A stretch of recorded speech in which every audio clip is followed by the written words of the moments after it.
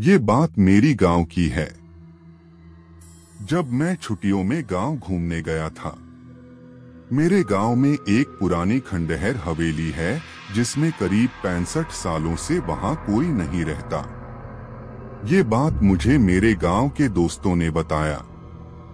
जब ये बात मुझे पता चली तो मेरा मन करने लगा कि मैं एक बार उस हवेली को देखूं।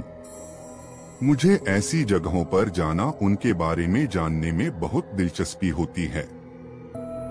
फिर एक दिन मैं अपने दोस्तों के साथ वहां जाने का प्लान बनाता हूं और उस खंडहर हवेली के सामने पहुंच जाता हूं। वहां दूर दूर तक कोई आता जाता नहीं था।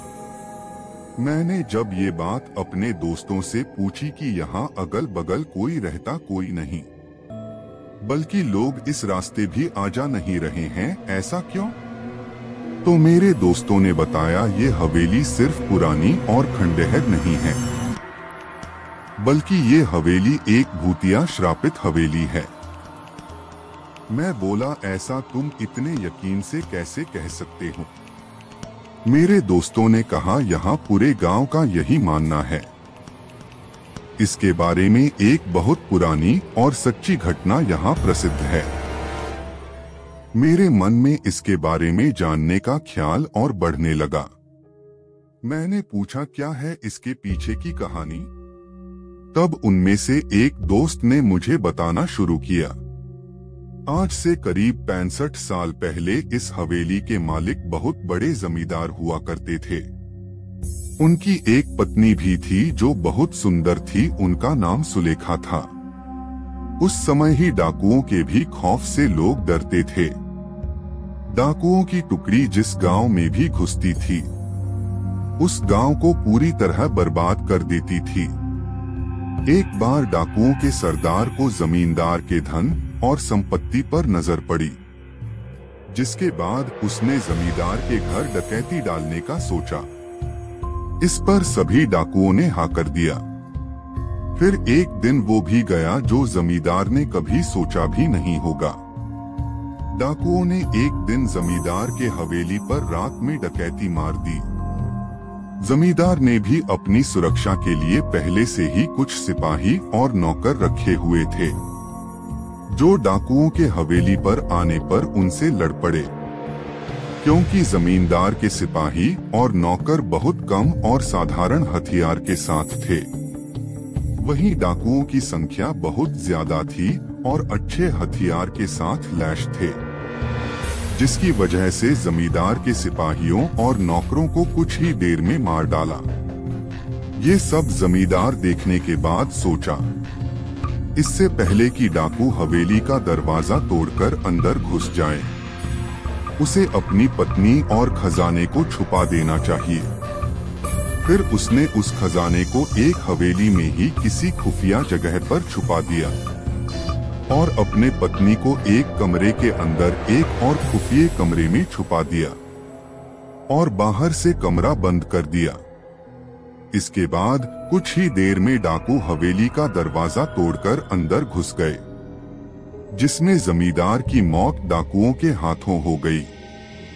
पर जमींदार ने मरते मरते अपने खजाने का पता उन डाकुओं को नहीं बताया। डाकुओं ने खजाने को बहुत खोजा पर वो नहीं मिला।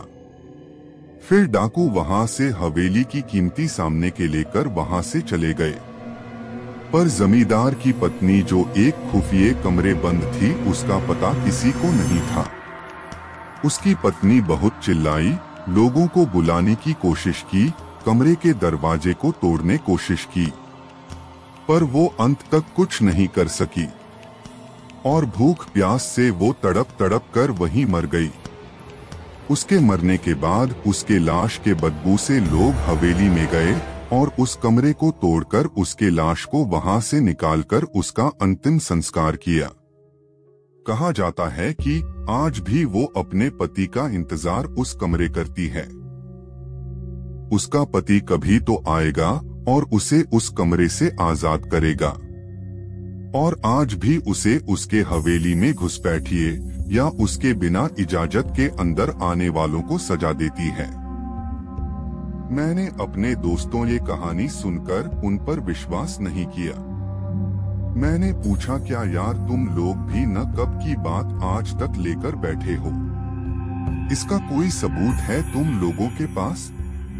तो उन लोगों ने बोला, कुछ लोगों ने इस हवेली में जाने की और वहां रुकने की गलती की थी, जो आज तक इस सदमे को भूल नहीं पाए हैं। मैंने पूछा, ऐसा क्या हुआ था उन लोगों के साथ इस हवेली में? तब दोस्तों ने मुझे बताया, एक बार एक अपराधी जेल से भाग जाता है और इस हवेली में आकर छुप जाता है। उसके बाद कोई कुछ नहीं जानता कि उस हवेली में उसके साथ क्या हुआ था। बस दूसरे दिन उस अपराधी की लाश उस हवेली में मिली। मैंने बोला, ये हादसा भी हो सकता है। तो उन लोगों ने कहा, एक बार एक चरवाहा उस हवेली में एक रात रुकने के लिए रुक जाता है, जो सुबह जिंदा उस हवेली से तो बाहर आ जाता है, पर अपना मानसिक संतुलन खो देता है। तब से वो आज तक पागल है। ये सब बातें सुनकर मेरी हिम्मत नहीं हुई उस हवेली के अंदर जाने की, इसलिए हम लोग वहां से घर चले गए और दोबारा फिर मैं कभी उस हवेली को देखने नहीं गया। मुझे आशा है कि आपको यह भूतिया कहानी अच्छी लगी होगी। आपको ये कहानी कैसी लगी हमें कमेंट करके जरूर बताएं।